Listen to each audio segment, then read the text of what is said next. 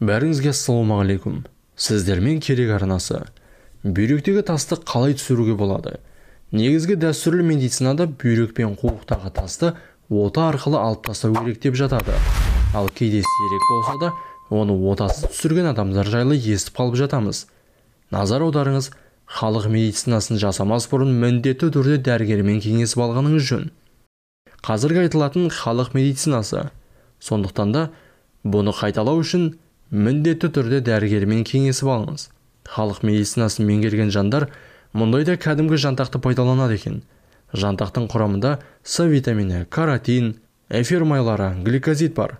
Оның іш жүргізетін, несеп айдайтын, тер шығаратын, өт жүргізетін және қабынуға қарсы әсер ететін қасиеті бар. Дәрі жасау үшін жантақ шөбін жаз айларында, тамырын күзде жинайды. Өсімдіктің жапырақтары мен бұтақтарынан жасаған тұнбаны жөтел басатын дәрі ретінде бүйрекке, қуыққа тас байланғанда пайдаланса жақсы нәтиже береді. Дәріні дайындау және қолдану тәсілі мынадай. 20 грамм тамырды 1 стакан қайнап тұрған суға салып 20 минут тұндырып қояды. Содан соң сүзіп алып 4-5 қасықтан күніне 3 рет ішеді. Бүйрекке тас, құм байланғанда жүректің қызметін нашарлап, денені ісік шалғанда да жоғарыда айтылған тұнбадан 1 қасықтан күніне 3 рет ішкен жөн. Бүйрек пен қуық жолдарына байланған тасты түсіру үшін қарбыз піскен мезгілді қолдану өте қолайлы. 1 апта тек қара нан мен қарбызды азық етіп, негізі ораза тұтқандай болу керек. Ем қабылдаудың ең ыңғайлы уақыты түн кезі. Су толтырылған ваннаға не астауға отырып, қарбыз жесе зәр қысып, құм мен тас кіші дәретпен араласып түседі. Сондай-ақ қарбызға тойып алып, ары-бері жүгірсе де, тас пен құм кіші дәрет арқылы түседі екен. Осыдан кейін кәдімгі жүгеріні суға қайнатып, көбірек жеп жүрсе, бүйректегі қабынуды кетіреді. Бүйрек қызметі бұзылғанда адамның көз асты әжімденіп көгеріп кетеді. Көлкілденіп ісіп тұруы да мүмкін. Мұндай жағдайда бүйректі жылы ұстап, оны жылы алақанмен жиірек сипалаған жөн. Сонда берілген жылу бүйректі өз қалпына түсіреді. Ал бүйрек ауырмау үшін суық су ішуді доғарыңыз. Бүйректегі дерт тап осы суық су ішуден басталады. Содан оның қалыпты қызметі бұзылады екен. Менің де керек болар деп түртіп алып жүрген киіз кітабым бар. Соның ішіндегі өзім пияз сорпасы деп атайтын мына бір ем көңіліме қонымды болып тұр.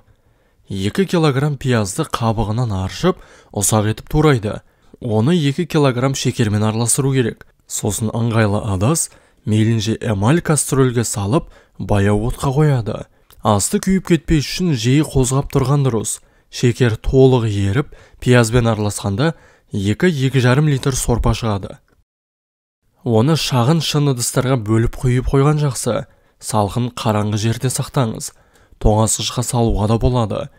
Бұл 3 апта 21 күндік бір емдік курсқа жететін мөлшер. Пияз сорпасын күніне 3 рет 1 ас қасықтан ішеді де, артынша жарты стакан жылы су ішіп жіберген жөн деп жазады. Бұл күндері мейлінше сұйғас, суды жиірек ішіп жүрген дұрыс. Бүйрегінде несеп жолында құм, тұз бар адамдар 2-5 күн аралығында зәрмен бірге тұздың еріп, майда құм мен ұсақ тастарын түсе бастағанын байқайды. Бала күнімізде ағаш басына шығып алып, көкөрікпен алманы тұзға батырып жеуші едік қой. Сіріңкенің қорабына тұз салып алып, тіліміз ойылғанша, қарнымыз тойғанша. Естеріңізде ме? Оның бәрі іссіз кетпейді екен. Есейе келе бүйрек сыздап, пиелонефрит деген диагноз қойды. Жылына 2 рет ем алып жүрмесем де, бүйректің сыздап мазан алатыны бар. Тұз жиналған. Осы тұз ғой біртіндеп бірігіп, қатайып тасқа айналатын. Жағдайды оған жеткізгім келмеді. Ауру жаныма батқан күні ем іздедім. Қай амалдың да оңай жеңіл болғаны жақсы қой. Пияз сорпасы соған сай келе қалды. Нәтижесінде көңілімнен шықты. Ірі тас болса, орнынан қозғап, қатер төндіреді дейтінде емес екен.